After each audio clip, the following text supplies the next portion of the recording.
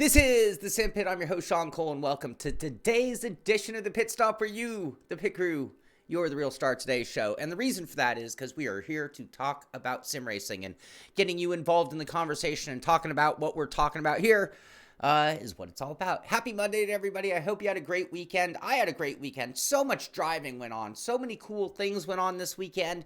Real life, sim racing life, product life, all sorts of cool things going on in the world of sim racing, and it made for a great weekend, which means here I am on a Monday, still pumped up from the weekend. It doesn't even feel like a Monday to me. It feels like a continuation of what's been a great run for a few days here. So, what is going on in sim racing? What is the biggest news? What do you think the biggest news in sim racing is?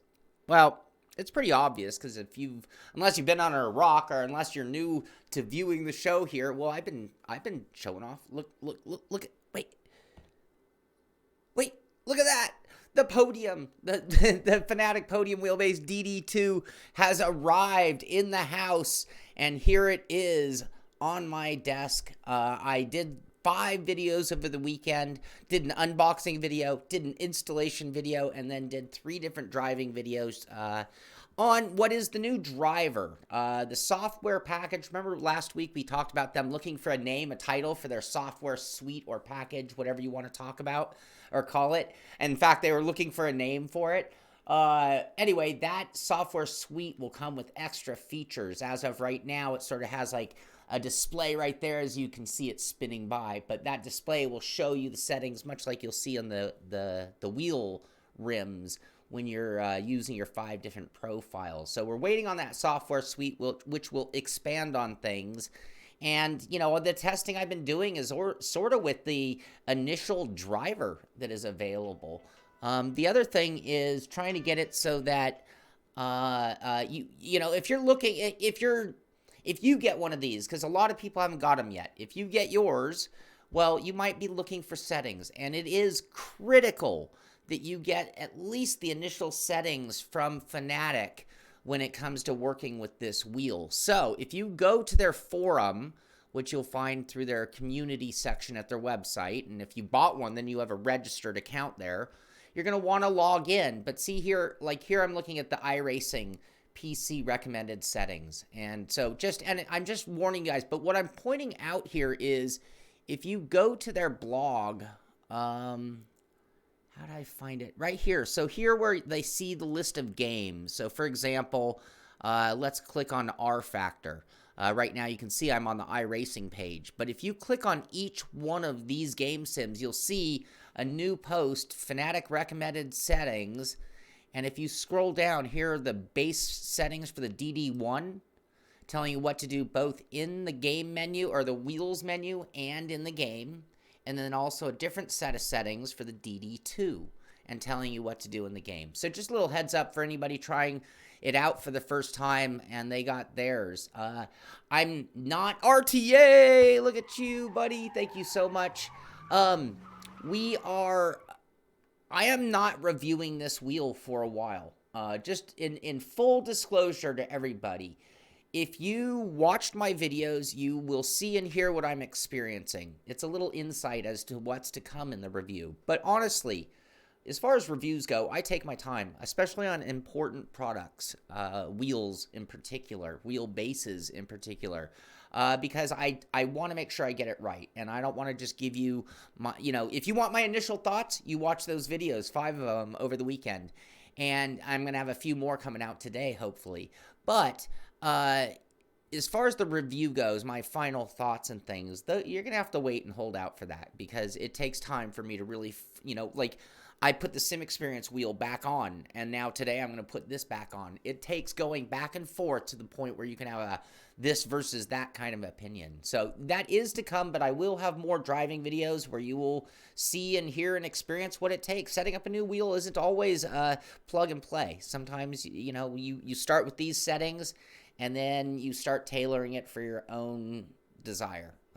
So just as for example, in Formula 1 2018, which I had trouble with, nothing to do with the wheel. The trouble I was having was with my pedals, and more, the trouble I was having was with Codemasters in F1 2018, not wanting to give you freedom to calibrate with whatever hardware you have. And it's like, anyway, we'll come back to that topic. So anyway, I will be doing more Podium Wheelbase DD2 initial thoughts and driving videos with various sims. I'm going to try to get through a bunch of different sims just to make sure we formulate an opinion on all of our favorite titles, not just any one or two titles. So anyway, there you go. So they are out there. Moving on to iRacing. Also, and in full disclosure, like during the Codemasters video, a couple of the Fanatic people were there trying to help me out, and they are quick to point out. But again, the problem I was having with Codemasters had nothing to do with the wheelbase. It didn't like my pedals, but that's on Codemasters for not letting you do simple things like invert a control surface. I mean, that's some basics. It's like making the Word program but not accepting a typewriter. A keyboard typewriter. Where am I? When am I? iRacing, it kind of dawned on me the other day, and I don't know if any of you guys have really realized this, but, in the past, the best road racer on iRacing was determined by the Formula One series, and it was actually kind of a shame because they had a really dated Formula One car, and they really didn't have the proper tracks to emulate a Formula One season. Now, I don't know if they have the tracks to be able to do better when it comes to the Porsche, but they do at least have a very modern Porsche and the backing that kicked up the money to big money, and that changed it. So now what you're seeing, and if you think about the who's who are now running in the Porsche races, eSports Super Cup, they are the guys who were the best of the best in the World Championship, Drivers World Championship, DWC in the Formula One car. So right here's a post of Red Bull Racing, Red Bull eSport racer Graham Carroll, talking about the race that went on yesterday. Here's a video of Gregor Hutu.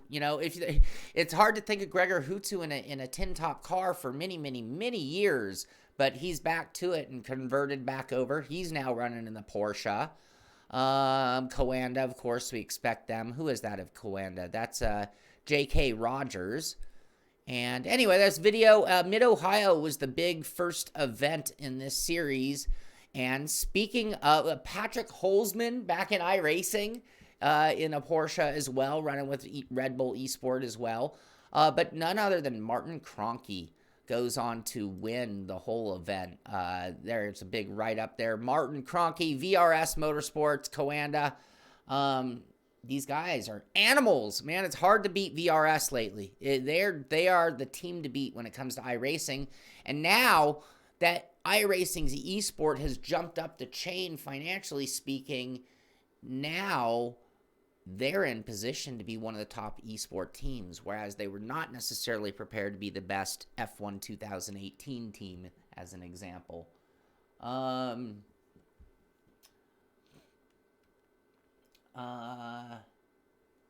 Too busy racing. Yes, it's hard. Dave Blair, it's hard. You got to take all your equipment off. You're changing equipment. It takes days just to get basic things done when you're doing reviews versus just getting to be a sim racer. The Porsche is very hard to drive. No ABS, no traction control. Thing is a beast. If you can drive it, you can drive any GT car. See, and maybe that's what makes it a perfect car for that level of racing. How do you guys like my new spinny thing? Have you noticed? I know a few of you must have noticed, but how do you like my little spinny thing? Isn't that cool? I bought that to be able to film it, actually, not even to be able to do this. I just thought, oh, that would be kind of funny and clever to do that today. What else? What else did I have to talk about? Did I have anything else on the iRacing? No, it's just that Mid-Ohio round one in the Super Cup, which is a big deal because he racked up some money. He got a $1,000 bonus. So, yeah, anyway, that's badass. What else? Update. So we talked about that big Reiza Studios pack. We always talk about Reiza Studios. This is a very, very, very big deal that Reiza Studios was doing some content for R Factor 2. R Factor 2 is just at this tremendous growth and curve where it's like R Factor 2 gets better every single day right now. Reiza being a big part of that. There is an update to all of their bundle, the Reiza RF2 bundle as it's called. So improvements and fixes that are included in that. That's good news. Hey, Scars, I'm glad you can make it live. That's very cool. Yeah, Electric Lazy Susan. I just need a heating element and I could cook on it. Cook a gyro. Yeah, buy not one, but two. You buy one and we'll send you a second one free. Oh, thank you very much. Anyway, there is a post here on all the details, some graphics changes, physics changes, AI, Billy Strange. AI, we're going to call, new nickname for Billy should just be AI. Billy the AI Strange. Audio tweaks, bug fixes, future developments as well. Ooh, future developments. You got to like that. Full changelog and everything else as well at their forum. Project Cars 2. You know, it's been a while since we talked about Project Cars 2. You know, we talk about their Playseat SMS R eSport series from time to time. But it's like, it's kind of one of the, Billy and I were talking about the ones that are like put on a good show versus the ones that are just kind of like watching your average sim racing competition. I haven't watched enough to be really educated on the entertainment value, to be honest with you. But it's one that I've swept under the rug slightly. But their finals are going on May 11th at the MB World UK. 20,000 in prizes on the line. Here are the team standings going into it, along with the pro drivers who are going to be involved in the event. And this is coming up again May 11th at the MB. I'm assuming that's Mercedes-Benz World UK. Saturday, May 11th. And you can, let's see, I think there was more. Nope, I thought there was more info on that. Hold on, bear with me.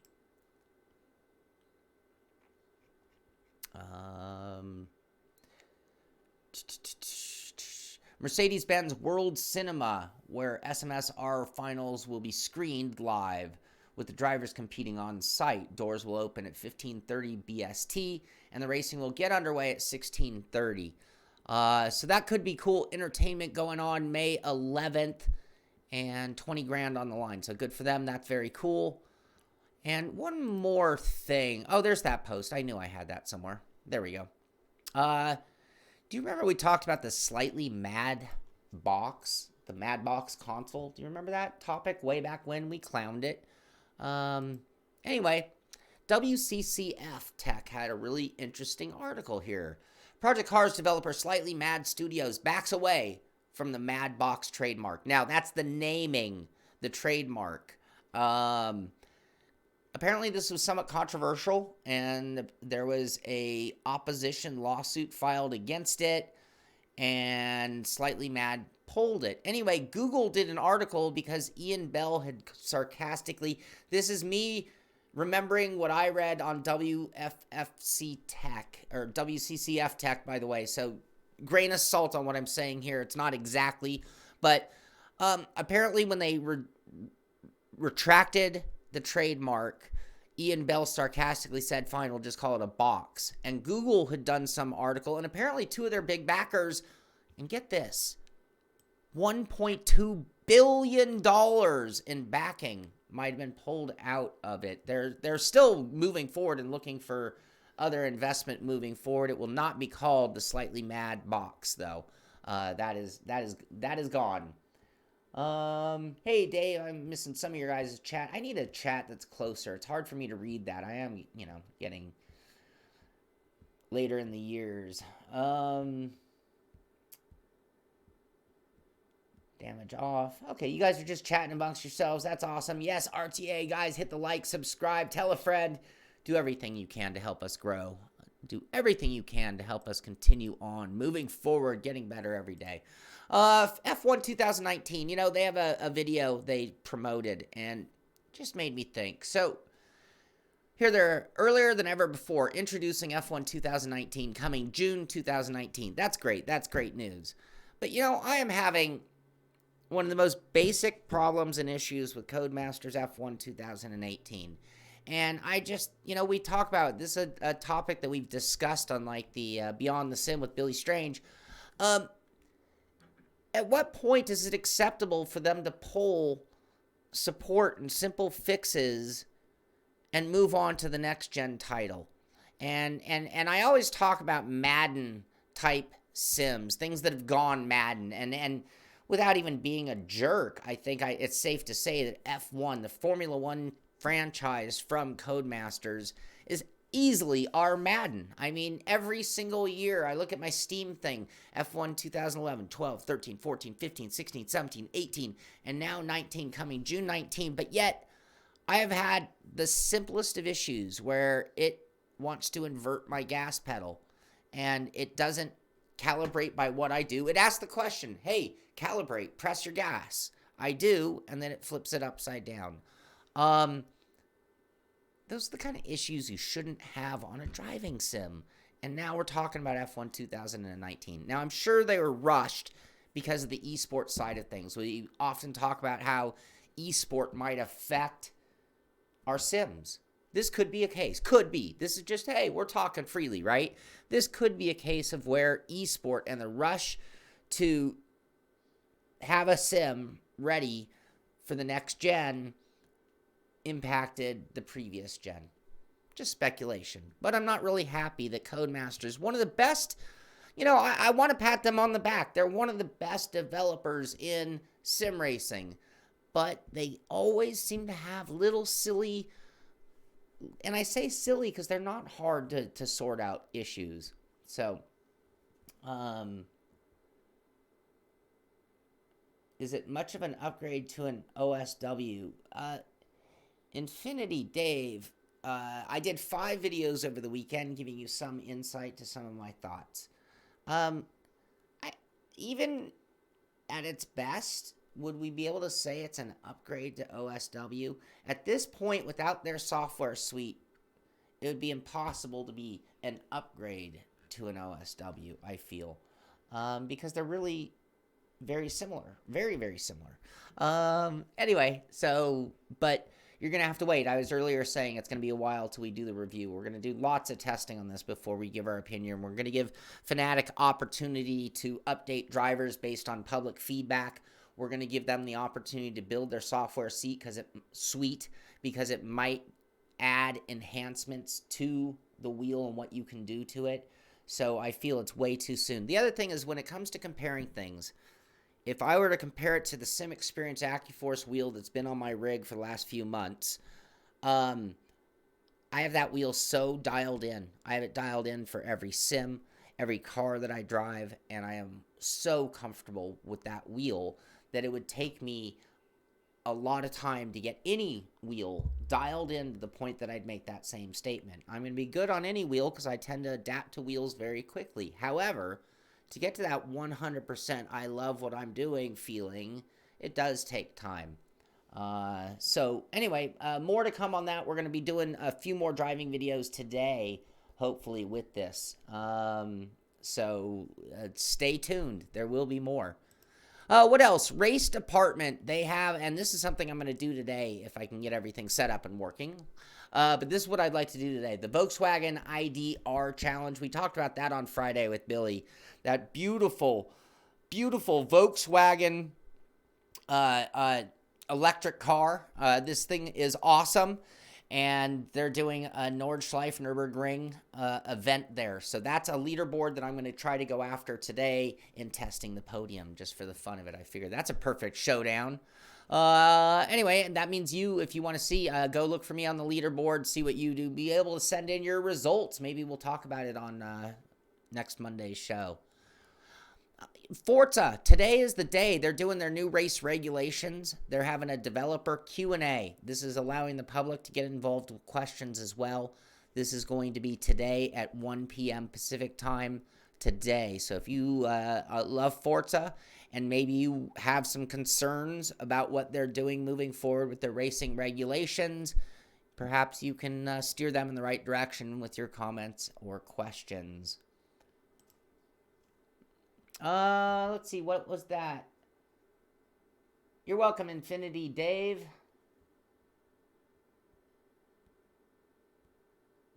Dave Blair ran that challenge. I'm going to run it for sure. I'm good on any wheel.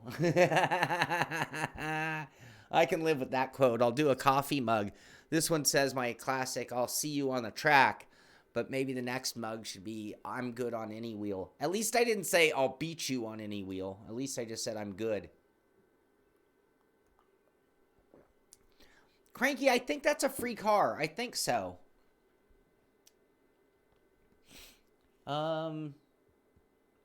Theodore, I do not, but I have in the past, and I know others who do, for sure.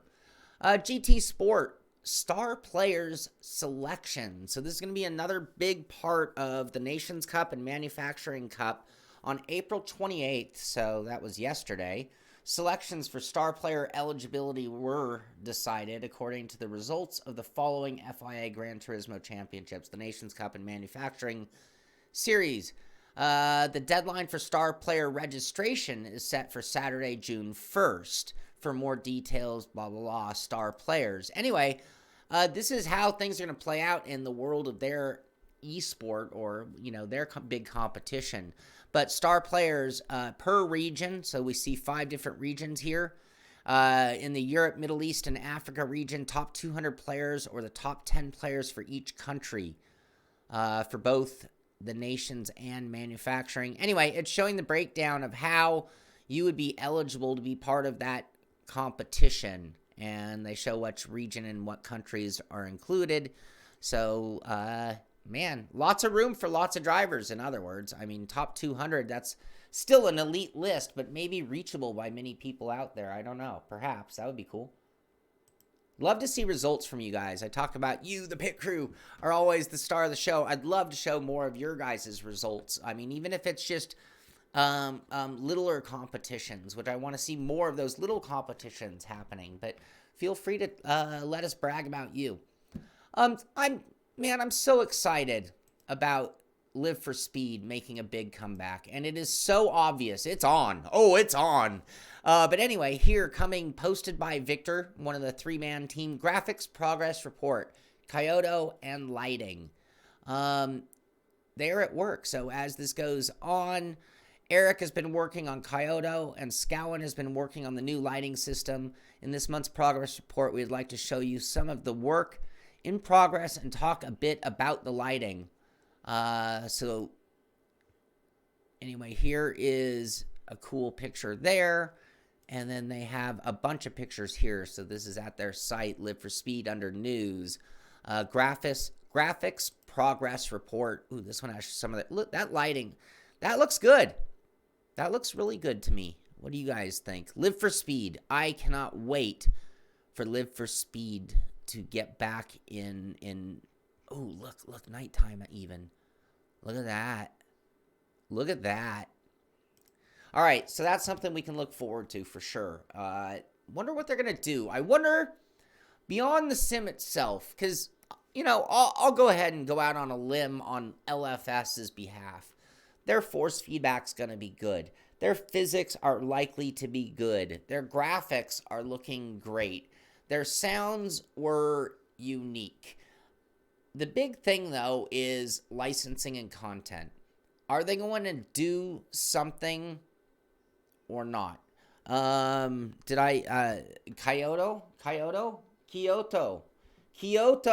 I'm sorry. Kyoto is the track that we're talking about.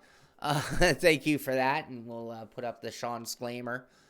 But anyway, I'm very excited because Live for Speed with content could be one of the greatest things for us sim racers in the future to come. I would not be surprised if in a year or two, it's one of the top dogs once again. Beyond the Sim is a Friday, Shaun. What do you mean? You mean I'm a little long-winded today, Spatial? Tim? Kyoto! All right.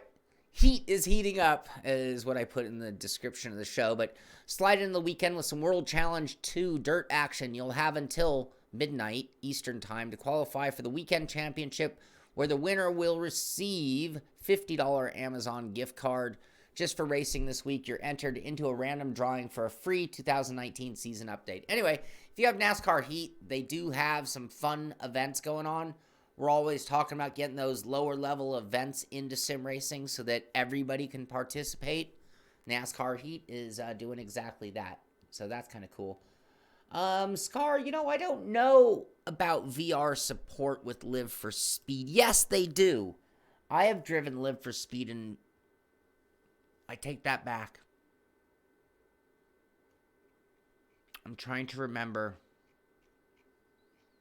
I drove Live for Speed not all that long ago. At CXC, we had a configuration of, I believe it was Blackwood actually, that was actually pretty good.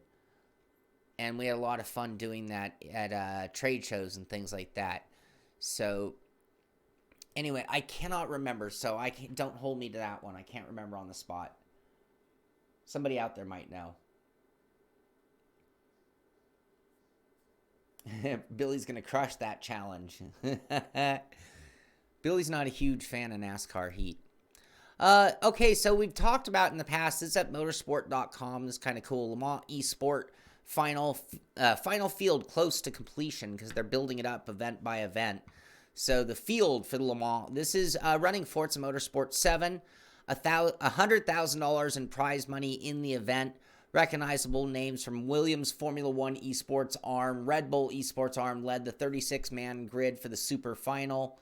Inaugural eSports Super Final event will be located at the ACO Fan Zone during the iconic 24-hour race. So anyway, here is a list of finalists who are already qualified into the final. Look at that, gamer tag and then their name. Every single one of them has a gamer tag. I guess it just goes with the territory. I think on even Forza, I'm just Shaun Cole. I never did a gamer tag. Every once in a while, I use my old gamer tag, but I don't think I do it in any driving games. But I also go by Had Matter, which is the license plate on my car. But I don't use that except for like if I'm doing a shooter game or something like that. But if you ever see Had Matter, HADMATR, on a leaderboard of any kind, it is me. Moving right along. So congratulations to those guys as they continue. That's going to be cool. That's going to be a really cool event at the 24-hour. Can you imagine having a big $100,000 championship sim race at the 24-hour Le Mans? I mean, 24-hour Le Mans is on my bucket list without a shot at $100,000. So that's awesome. Team Redline, this is at Goose. Team Redline, racing sim team blurs the lines between sport and eSport. That is a really strong statement, and it is actually true. And at the same time, they've had as much of a knack for getting real-life drivers and being part of their transition into sim racing.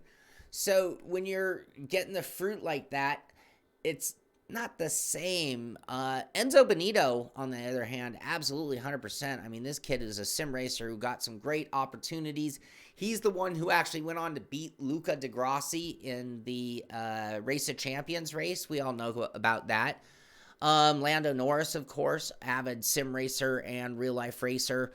Max Verstappen, sure. But, I mean, they do a great job of getting pro drivers who sim race also. So it's a little misleading. And maybe that's perfect. Blurs the lines. But no, that is why Team Redline is hands down the most famous sim racing team in our world. And the reason for that is not only the Max Verstappens and the Lando Norrises, but it's the Gregor Hutu. The legend of legends. Martin Kroenke might be racking up wins now. Brendan Lay might be racking up wins now. But the Senna of sim racing is Gregor Hutu.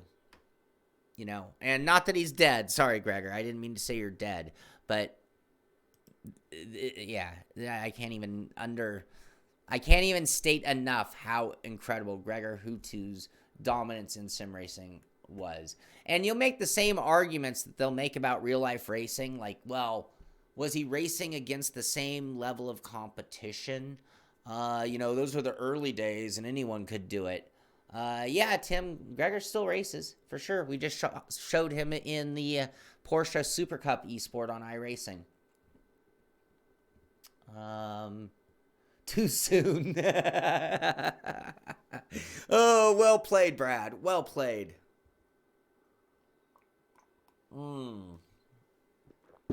Gregor's still very good. Article here at VVV talking about Car Mechanic Simulator coming to the PS4 and Xbox One in June. Coming. That always sounds funny, like it's the wrong tense. Anyway, I'm not in English. Never mind. Anyhow, it is going there. I've not played Car Mechanic Simulator. I have played Wrench. So that'll be good news. Those are fun games. And if I had a kid and wanted to get him into automotive, I would buy him that game tomorrow. Questioning new cards. You know, some of these newer GeForce, like the 1600 series, I guess we're calling them, have been quite the letdown. I haven't seen them specifically in sim racing. I've seen them in the context of reviews of general gaming.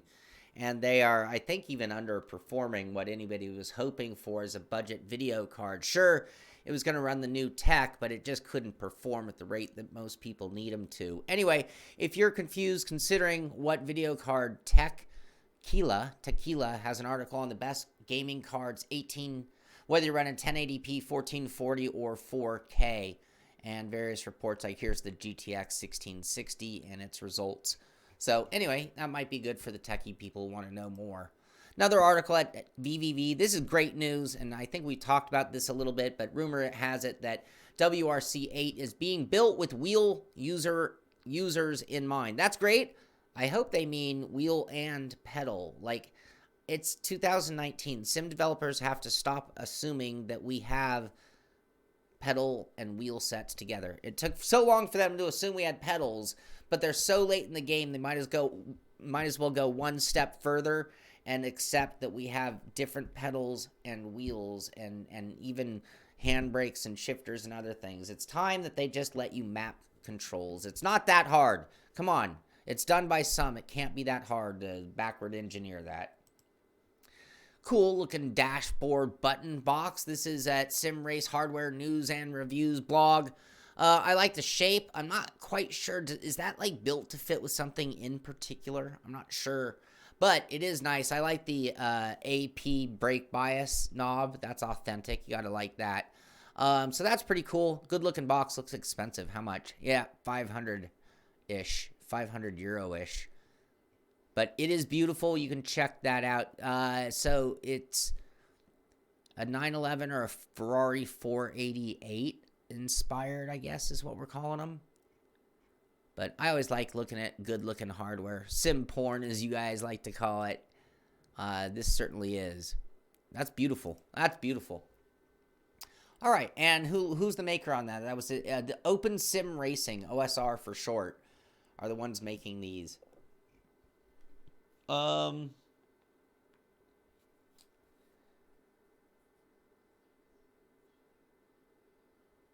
Yeah, Devin, that could be a great improvement. It is great to see. I just hope they go one step further. Knock sensor. But it's that detailed that you have a knock sensor? That's very cool.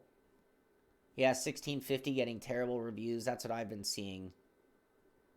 Devin, that's cool that it's the handbrake. I'm just hoping that, like, in general, just a general concept. It's like, I will use iRacing in this example. It's like, iRacing says, what do you want to map? You press the button, you give it any kind of control whatsoever, and it's like, cool, I saw point A, I saw point B, we're good to go.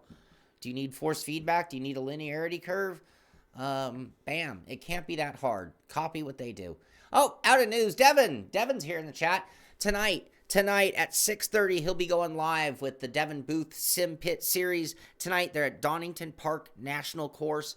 Race starts at 7:15, and I'd love to see more of the Simpit crew get involved, get out there, do some Mazda racing. You know, we ran the Solstice race on Friday with the patron, or Saturday with the patron crew, and it made for such great racing. And you can say what you want about a Mazda, you know, scarf flapping in the wind, whatever.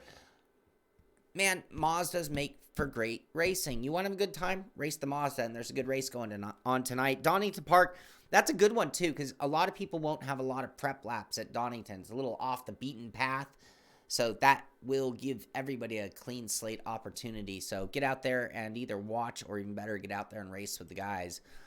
Speaking of other events that you can do, you know, Mike and Melanie, they put on the Sweet Tea Barbecue. This is paying out money. I talk about little competitions. What does it take? You know, these companies can't offer $50 competitions, yet individuals like Mike and Melanie at Sweet Tea's Barbecue put on these cool events. Go to their Discord, and you can see the link right there. It would be discord.gg/JSF5Z8D. And they will have more events, 5/5, May 5th, May 19th, June 9th, June 23rd, and the finale on July 14th. And $50 to the winner, no entry required. Just a fun event that you can actually walk away with some cash. So hats off to Mike and Melanie for putting those on, and you can look forward to the next one on May 5th, where I unfortunately won't be around May 5th. I'll be elsewhere. Sorry, I won't make that one. What else? Oh, my hat's off. I would call this an Ricmotech RS1 inspired build. And then they took it and just hit a grand slam. This is one of the best wood DIY rigs I've ever seen.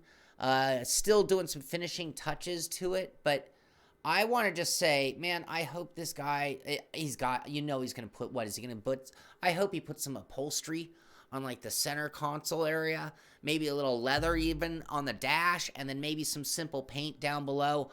I love this rig.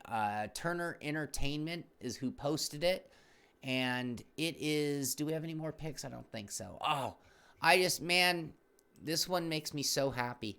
I love it. Look at this. You could do that. Anyone could build that with wood. And look at it. He's just using some Logitech. He's just got Logitech equipment. No big thing, but look at how awesome that is. All right, enough of that. Here's Total Deathmobile. And I love that he did some, weight reduction. Drilled some holes in those 2x4s. Gave it a little more style. Also looks like he sanded the edges. I'm a little impressed with that. Just in this picture, it sure looks like those are some really clean edges compared to some of the rough built stuff that I've done. A little less splintering going on when you do that. Why won't it go away? Go away.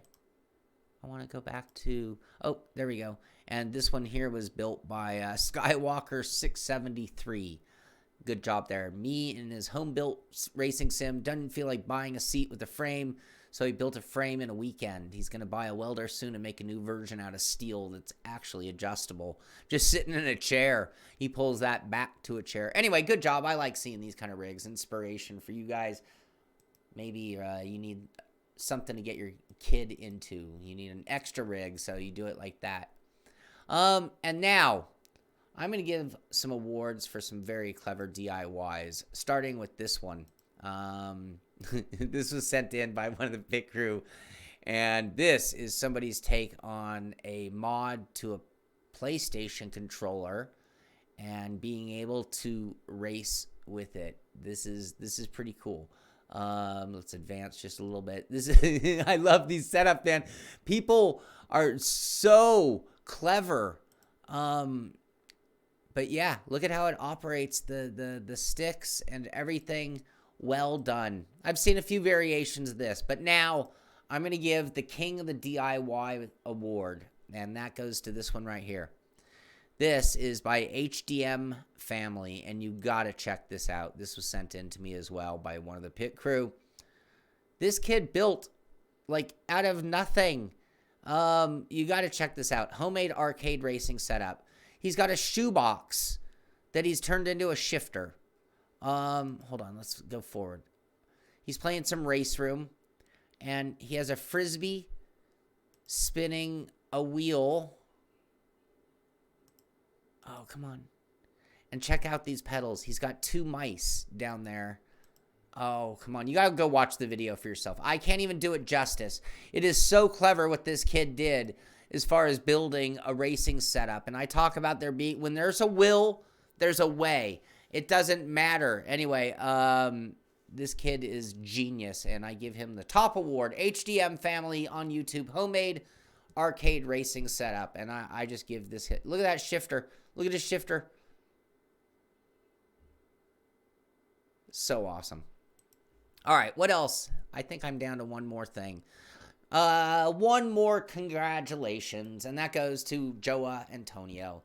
Joa Antonio won our Simpit patron race on Saturday. I threw these guys a totally unique combo, but we were running the Solstice at Tsukuba, and it's just like the Mazda. We had nose-to-tail racing, just incredible racing all the way through the grid, and Joa Antonio, after 40 laps and a very well-done pit stop, came out the big winner. So he is this month's Simpit patron winner, and my hat's off to you, Joa. Well done. So that's going to do it for this one. Tune in later, because hopefully I'll get this on my rig, do some more driving videos. Still want to test out some, let's see, I want to do some Raceroom, like I said. I want to do some R Factor, do some Dirt Rally, maybe. We'll see what else we can throw at it in our testing and back and forth between this and other wheels for comparison's sake. But that's going to do it for this show. Be sure to tune in. We will be going live. I don't know exactly what time, because we're still throwing it together. So just look for those notifications. As long as you subscribe to the channel, you should get notifications anytime we get live. And I usually try to get at least a half an hour warning, hopefully more than that when I can. But we're going to just be on a rapid pace to show you more content with the Podium in action and various sims. That's what it's all about. That's going to do it for today. Thank you very much for being here. See you Wednesday. This is the Simpit. I'm Shaun Cole, and I'll see you on the track.